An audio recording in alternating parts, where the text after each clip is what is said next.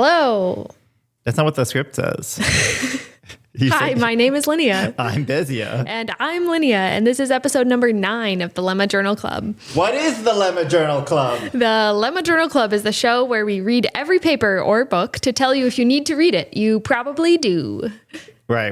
We have a terrific book for you today. We're talking about Performance All the Way Down by Richard Prum, published 2023 by the University of Chicago Press. This might be the only book we ever do. It's certainly an exception. So, Bez, why did you pick this book? I picked this book because about 6 months ago, you said, I have a friend who's kind of depressed. They got kicked out of a book club and we want to do a book club. Would you like to do a book club with us? And I said no, because I've never done any of your book clubs. You love your book clubs and I don't participate. This time I said yes. We started with you and we went in last name alphabetical order. And we went through every single person in the book club all the way back to our last name, Lemma. So that was my turn to pick a book.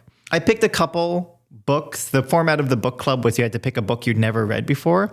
I think I picked The Lincoln Highway, or do you remember my other book pick? Doesn't matter. Nobody liked those books, so I tried again. I picked this book, and nobody read the book. Nobody showed up to book club, and that was the death of book club. Or it should have been. It should have been the death of book club, right? If nobody reads my book, why am I here? I'm a little bit salty about this, and by little, I mean I'm extremely salty about this. But then people were like, okay, what's the next book? And I'm like, why am I here if we're not reading my book? Anyways, I picked it for book club. Nobody read it, but you read it. And I was like, well, we've read this whole freaking book. It's a science book. It's a pretty heavy science book. It's a very heavy science book. It's really like for a journal club, for a book club, journal club crossover. It is a crossover. Yeah. It's just, I saw a talk by this guy. Richard Prum came to Princeton to give a talk. And he said the book started as a review paper and it got larger and larger and larger until he started to think like, what is the largest review paper that you're allowed to publish? And then it kept growing after that. And then he started to think, well, okay, what is the shortest book that I'm allowed to publish? It ended up being a pretty long book. Yeah, it's a pretty substantial book. So, but that's why I picked it. I originally picked it for book club. We didn't talk about it in book club, so we're going to talk about it in journal club. Sounds great. And so this it might be a one-off thing. Normally we're like, hey, if you want to really participate in journal club, read the paper ahead of time, and then you can like have your thoughts intermingling with our thoughts as we talk. Clearly, nobody's going to read a whole book just to listen to this episode. It is available on audiobook. So if you are listening to this because you consume a lot of audio media, this might be your opportunity, right? A lot of scientific papers are not available through That's true. audio. That's a good point. Yeah.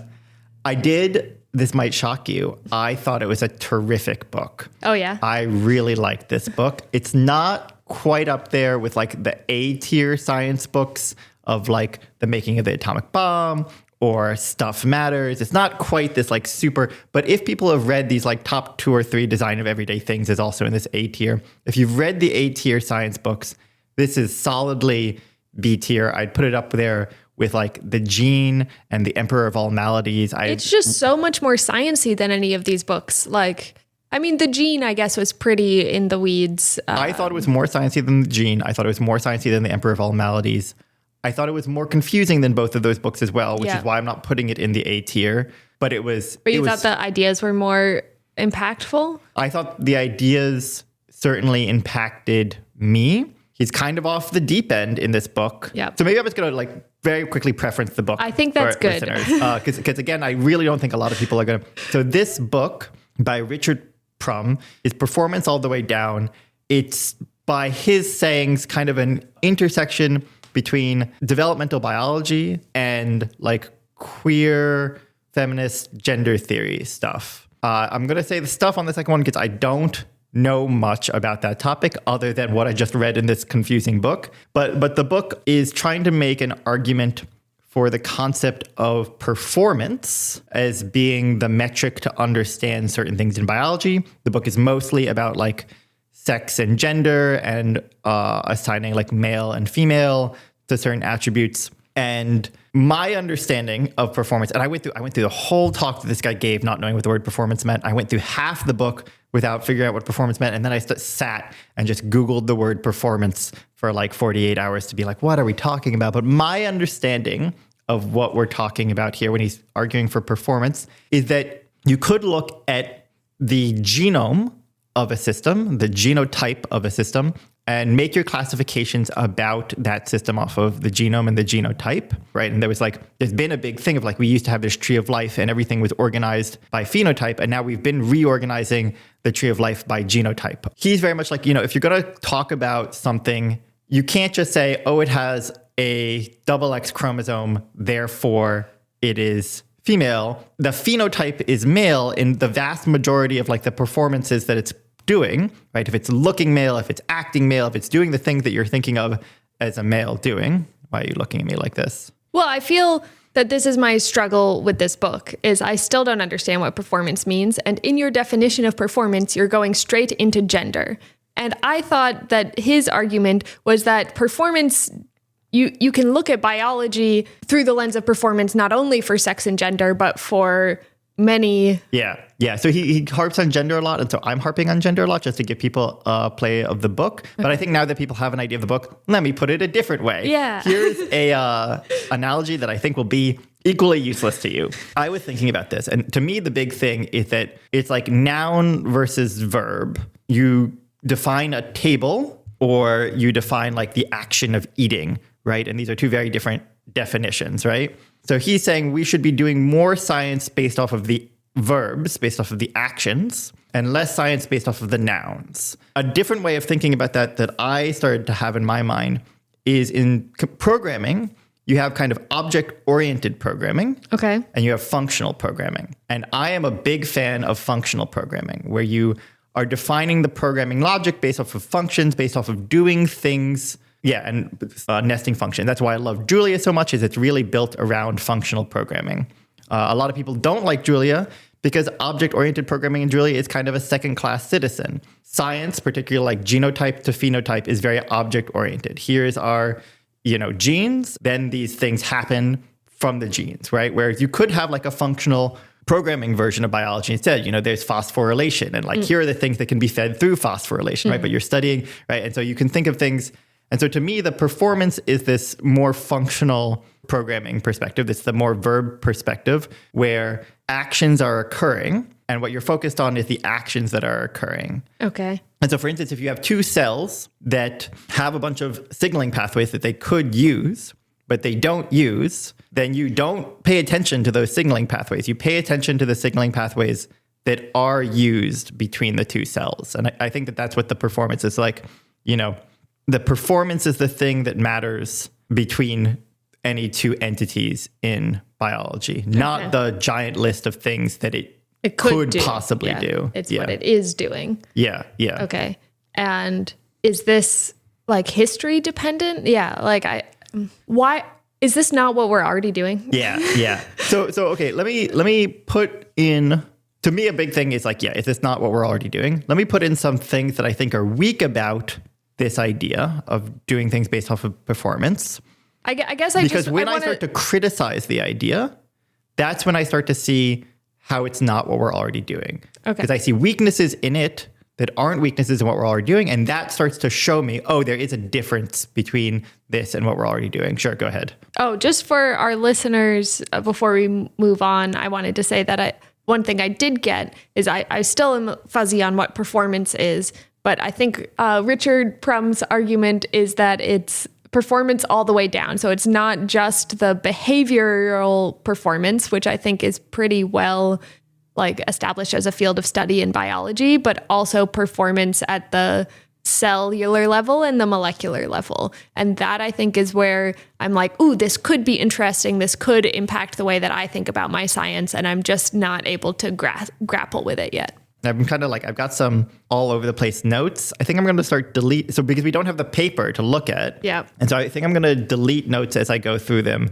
so that I can start to sort through what we still need to talk about. One thing to me of a problem about the performance thing is that it, to me, kind of seems like it shoves genetics a little bit to the side. And genetics is a super powerful tool, even if you don't realize the gene, and it seems to me like performativity or this performance structure is essentially telling us to like kind of ignore part of the genotype information. And that seems weak, right? Like, I don't want to throw away information. I think maybe the counter argument would be something like, oh, you're already throwing away the like realization information, right? You're like, because you're so focused on the genes, you're not like focused on which of these genes are actually making a difference in how the organism behaves. And I do remember sometimes in the book him saying he's not against genetics. He just thinks we're overusing it and we're over fixated in our current frameworks. Okay. So I think he's aware of this criticism. Another problem that I have with this is, what am I supposed to do with this experimentally? Yeah. Not in the way you think. Oh.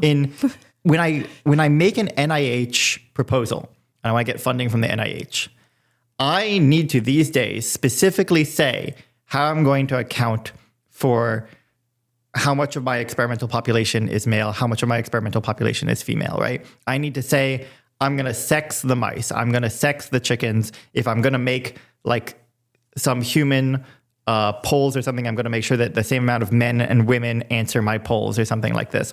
I have to, and we've met lots of scientists who are like, we're doing metabolism and we're making sure when we're doing, mass spec metabolism to record which answers are coming from men and which answers are coming from women. They make a huge point about this, and that everything that's ever been done before is totally useless because they weren't doing this. Well, so he does address this as well. Yeah, he has a chapter on this essentially. Yeah, and he's like, we shouldn't be doing men and women or like these two binary categories. We need to make sure that we have a representative population of like the whole diverse spectrum is. But if I'm setting up an experiment. Yeah. How do I do that? Yeah. Well, so he was definitely thinking about the clinical side of things where you're just like, instead of getting people in these, like who check these boxes, to instead like really, I don't know, have to have much larger sample sizes, right? Yeah, but the checking the boxes, at least it lets me ensure that I have certain population distributions. If I have no boxes to check and I just have an open call, we'll get some bias in the people who respond to the call. Yeah. At which point I've vastly oversampled some portion of the population. But the argument is that those boxes are more harmful than the like self-selecting oversampling. I think the argument that he makes, and the argument. So I read this accompanying book review. Yeah, and the other argument that he makes that I think is quite convincing to me is that he says, look, if you have two bins experimentally, you've said we're going to have women and men show up to this cognitive test that we're doing or something, you're going to find some things. Yeah. Right? Like if you run experiments and you have two bins, you're eventually going to find some measurements just by the luck of the draw that split up these two groups. So you're kind of like artificially enforcing binarization or a binning that doesn't actually exist. Yeah. I thought that's and you're not helping anyone by doing that, right? Like, there was 18 bins, you pretended that there were two, and you've drawn some random line in the 18 bins. All right, and then I wanted to, we're kind of jumping all around here, but it's hard to to not jump around because, like, unlike a normal paper, we can't scroll through the figures and go about things in any. So we just have to go through the things that stuck with us, our notes. So one thing on this topic of like binning is he talks a lot about the work of this person, Karen Barad, who I guess does some quantum mechanics theory. And is thinking a lot about, like in quantum mechanics, you have this big problem of, from a philosophical viewpoint, quantum mechanics has a lot of dead ends. And you're just like, I'm just going to follow the math and ignore everything else. And that gets you in a lot of trouble. And so I guess Karen Barad has done a lot of philosophy on quantum mechanics. And she talks about this idea, or he talks about her talking about this idea of an agential cut, which is that in science, we assume that the world is divided into like separate things, subject and objects. And an experiment is like this agential cut where the world is just like an entangled interaction phenomena. The world is performative. The experiment, or making an experimental apparatus, is the act of making a cut to separate out, an X variable from a Y variable, an object that's being measured, and a subject that's measuring it. And I thought he goes so much into the literature of these agential cuts and all these people who've done philosophy on this, both from like the feminist queer theory world and from the physics world and from the biology world. And I was like, geez, this is like a huge body of literature that sounds genuinely interesting that I don't know anything about.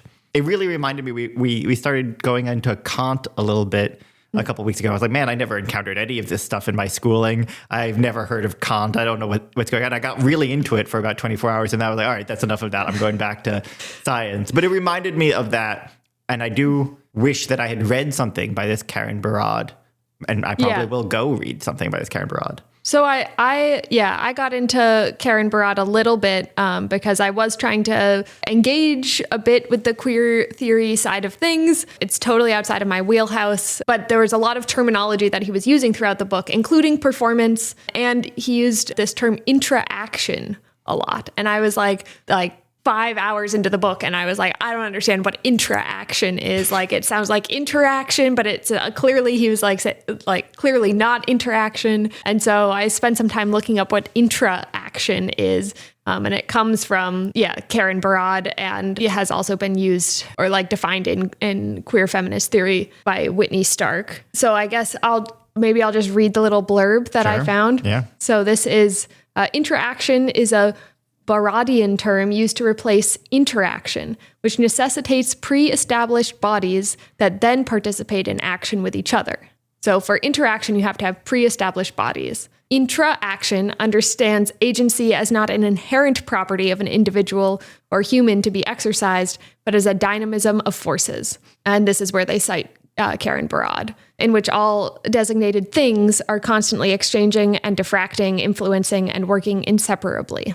I mean, it's a beautiful idea, but I'm still... As soon as you started reading, I remembered why I had so much difficulty getting the ideas out of this book. Yeah. That just like the way that this is talked about. It's so much jargon. Yeah. And I know that the jargon is like in science, people will say that there's too much jargon, right?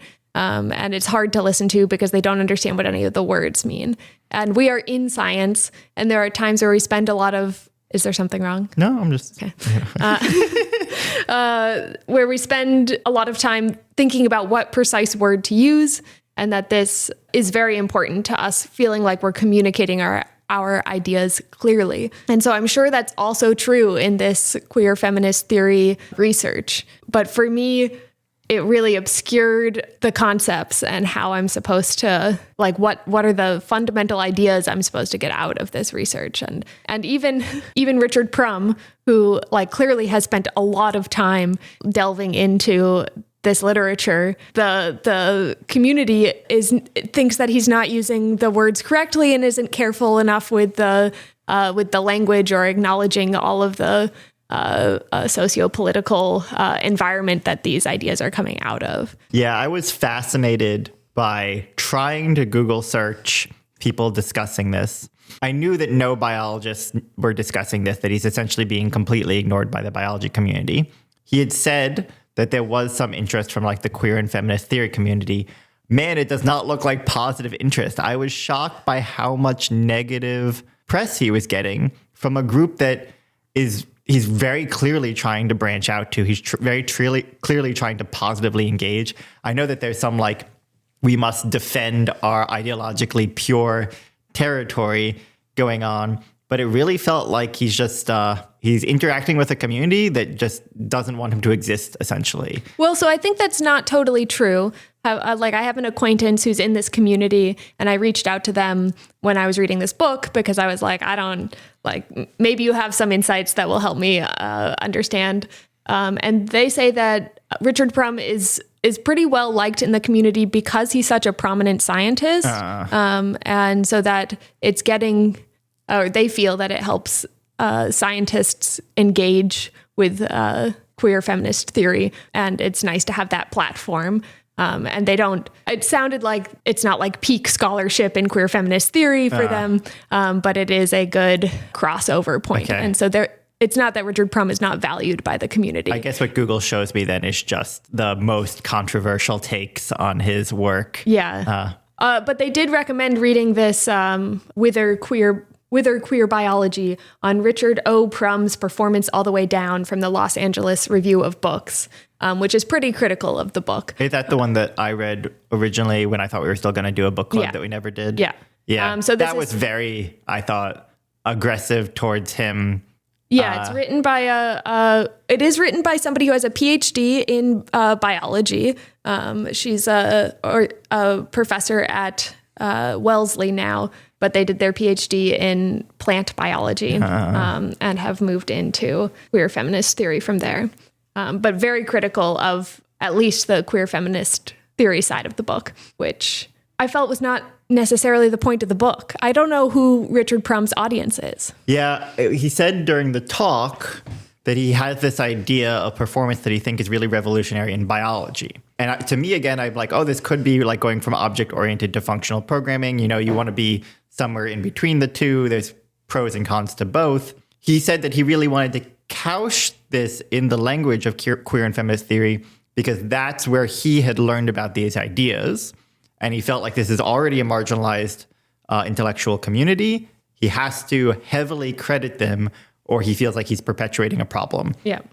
I think that is an okay way to go about something if that's your morals. However, I think he's done a very bad job of selling that. And if that's what you want to do and you want to do a genuine service to both the biologists and this other community, you got to fully commit to selling it really well. And I feel that he hasn't done that. That he's kind of like, oh, yeah, this is a bit controversial, but I'm established, so I'll just put it dryly out here. It's like, no, if you want to do this credit, you're doing a disservice by being too dry about this, by not fully explaining to the biologists without jargon what's going on in the queer feminist community, not fully explaining to the fear. I mean, can you imagine being like a queer theorist, having thought about this stuff super deeply for years, and then being hit by hardcore developmental biology term after, like to the point where I thought I was reading a paper in my own field at certain parts of this book where we're talking about, ZW, ZZ chromosomes on chickens. I'm like, man, this is rough.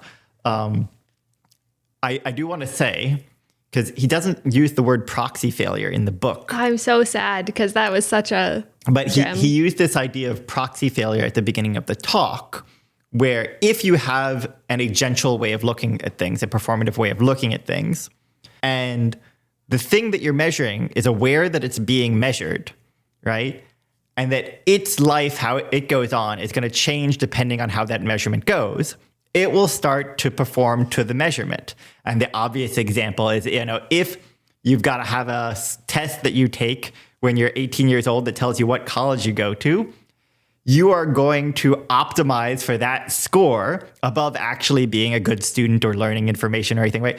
The measurement was what's the score on this test, because we wanted to measure how intellectually apt are you going to be for college or some bullshit, right? And so we get this proxy because we can't actually measure a thing that doesn't exist. It's a meaningless thing to try to measure. We make up a proxy, but the proxy fails. And that's the proxy failure, is that people start to optimize for the proxy, not for the thing you actually cared about. And so I do think that this has a lot of, at the time, I didn't quite understand why he was talking about this at the beginning of his talk, but I was like, man, I love that term proxy failure because it's like everywhere in science. It's like, how many citations do you have? Because we're using that as a proxy for how intellectually contributing or how much you're intellectually contributing in the field. And it's totally broken down that people are just chasing citations, or what journals did you publish in? Because we'll use that as a new proxy for how impactful is your intellectual contributions. And that's totally broken down. I love this term proxy failure. It describes so much of what's going on with science. Where I think it is in the book, right, is if you have these proxies for phenotype, right? You have these genotypes. You say, okay, there's a male and a female genotype here. There's the XX and XY, or in the case of the chicken, there's the ZZ and the ZW. You've got these proxies for phenotype, and there's a proxy failure because you have all sorts of exceptions, and you're thinking of them as exceptions and disorders rather than just variations, right? You don't want to say that something is genetically realized or unrealized, right? You're telling people that they have some disorder, right? But really it's just variations because you have a proxy failure because you wanted to think about one thing, you couldn't think about that, so you made a proxy. And I was going through this gender chapter, they're all gender chapters. I was going through this chapter about doing clinical trials for men and women and how can you break it up. And I was like, the men and women thing here in this example is a proxy failure. Yeah. I will say, for those who are confused about why we keep talking about chickens, besides me being a chicken researcher, Richard Prum is an avian researcher. And the avian genetic system is kind of the inverse of the human genetic system. They have their mixed chromosomes. They have a ZW chromosome on hens and a ZZ chromosome on roosters. So it's the flip of how it is in humans, and it gives you a bunch of exceptions to the rule. Hens and roosters are also like surprisingly gender fluid. I think a lot of people who raise chickens know this, that you can very quickly get a hen that behaves like a rooster. You can even have lots of later life things that happen to a hen's ovaries that basically make it start to biologically start performing like a rooster. I tried to look up if there were any papers showing experimental evidence that these hens turned roosters ever produce functional sperm. And it looks like a lot of researchers think the answer is yes, but no one has observed it in a laboratory setting, and therefore they like always have this question mark. But there is like a bunch of signaling pathways that people have worked out of how does the hen become a rooster, and it comes from ovary damage that begins to have like put out male hormones. Anyways, because it's such an interesting counterexample, Richard Prum harps on it a lot. He harps on a super weird idea that drove me crazy. I'll give it to Linnea. Okay, he says at one point, he makes a prediction. He says, my performative theory makes a prediction that the standard, evolutionary biology, population genetics isn't going to make. And what he says is, I predict that the homogametic germline, the homogametic identity, organism. Right? Like the hen, the organism, Okay. is the only one that's capable of gestating live birth. And if your, creature that is responsible for gestation is heterogametic, like in the chicken, right? The hen has the heterochromosome, the ZW chromosome, then you will not be allowed to have a live birth system. And so you must lay eggs. This statement drove me crazy. I texted this statement out to maybe a dozen researchers being like, why in the world does he think he predicts this? Where is it coming from? Do you have an explanation for why performativity or performance all the way down is supposed to predict this? No, I could not follow this argument. Okay, I think his argument is essentially you have to think about the performativity, the signaling between cells at every level. When you have something growing inside you, you have to think a lot when you're gestating, you have to think a lot about how those cells of the new organism are going to interact with the cells of the host organism. This is all the placenta stuff that he was talking about? I think so. In the human system, we have a XX or an XY. And to have the XX and the XY interact, so you could have two situations. You could have a mother with a daughter, and so it's an XX interacting with an XX. Yeah. Or you could have a mother interacting with a son, so it's an XX interacting with an XY. Yeah. But you need all the expression, the protein expressions, to stay at the same level, or you're not going to get vaguely similar human beings. Like it's got to be very close to the same level. So what the human system does is it silences one of the X's in both systems so that you always have, an X and an X, or an X and a Y. You're never dealing with, a 4X system. You're just getting one of the X's. Well, I'm confused because you're silencing the X of the XY. I think fetus? maybe you're not silencing the X of the XY. You silence the double X's. Okay. I think the Y has so few genes on it that you don't have to bother to silence it. But I could be totally wrong. I'm just making this shit up. Okay. I do know that the Y chromosome has very little genes on it. Okay. The chicken does not have a silencing system. So when you have a ZW or WW, you literally do have a double dose of all the genes on the W. Am I doing it wrong again? It's ZZ, or is it? It's ZZ for male. Yeah. Sorry, I have it up in front of me. ZZ for male and ZW for females. I don't think I've ever gotten this wrong until this hour that we're recording this. Man, that's infuriating. I mean, this is a thing that I really know, and now it's totally out of my brain. Yeah, that's super obnoxious. Put a microphone in front of you and just blank. Come on, I've been telling people about this for years. If you have the ZZ, right, you really do have the double expression of any gene that's on that Z chromosome. Whereas if you have the ZW, you really are half expressing these things. And so it's in an egg, and so it's removed from having to interact with the mother. It can run this whole program on its own. But the fact that there's this whole silencing system, anyways, this is kind of the idea. It feels weak to me. But I think maybe the point is like anything you can do in object-oriented programming, you can do in functional programming and vice versa. Both are Turing complete. Yeah. I think standard evolutionary biology is probably to some extent Turing complete. You're going to have to jiggle where it doesn't work very well. I think probably performativity-based biology, I need a nice word for that. is also probably Turing complete, and it's just the other side of something. So what did you think about the parallels that he made to quantum mechanics and Newton mechanics? I felt like he was simply making those parallels because this Karen Barad had already pushed some work here. And also because I think his work in structural feather color in birds has given him a lot of interaction with physicists. And so he's just throwing out that. Yeah, for me, it was a nice analogy, right? Because I am super familiar with the quantum mechanics. But I did treat it as just an analogy. I didn't treat it as anything heavy. There is a question of we could read something by Karen Barad and be like, to what extent do we think that atoms are performative? Yeah. Which I think is like an interesting thing clearly the philosophy of quantum mechanics is not working. So you got to try weird shit, right? Yeah. I just the thing that I push back on in this idea from the book about everything is connected and by reducing it, we are losing information is that biology is still so complex that we can't understand it all at once, right? And reducing it is a way to start to understand it. And maybe we need new ways to reduce. That's how I think about this, is that this is a new way to reduce. It's a way to reduce that's very painful for a scientist, but I think very good for a non-scientist. You think this is a way to reduce? I thought he was arguing for no reduction somehow. One way to view this is reduce on the gene side and build up on the performance side. And so, for instance, we've redone the tree of life to be based off of genetics and not based off of phenotypes. That's not a simpler tree of life.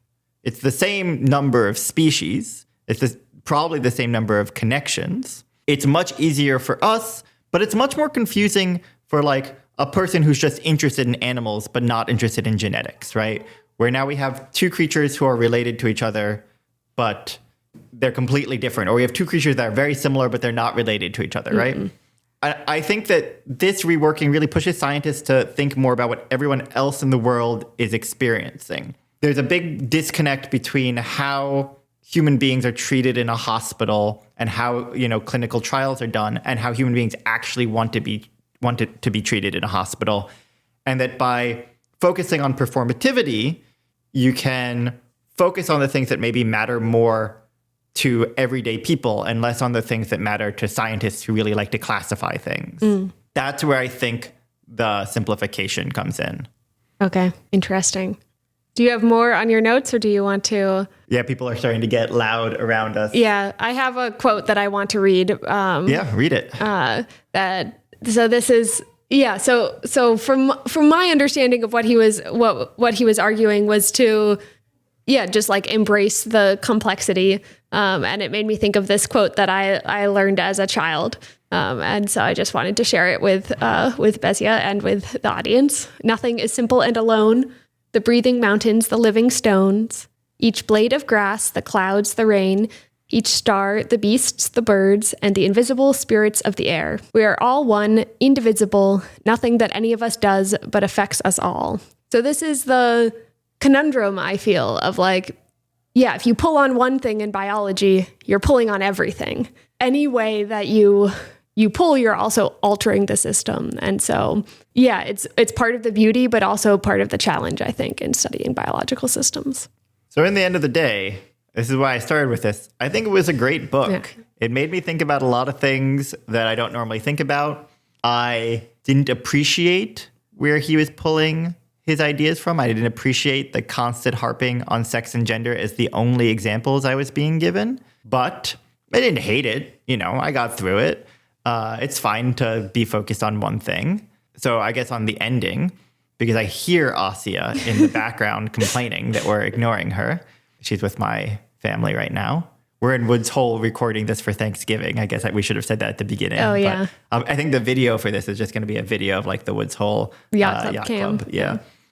We have two things to go over, which is the first one, since I picked it, is why did I pick this? It's kind of weird because we start by saying, why did you pick this paper? And you give some reason. And then we say to Asia, why did I pick this paper? But there is always a second hidden reason why you picked the paper.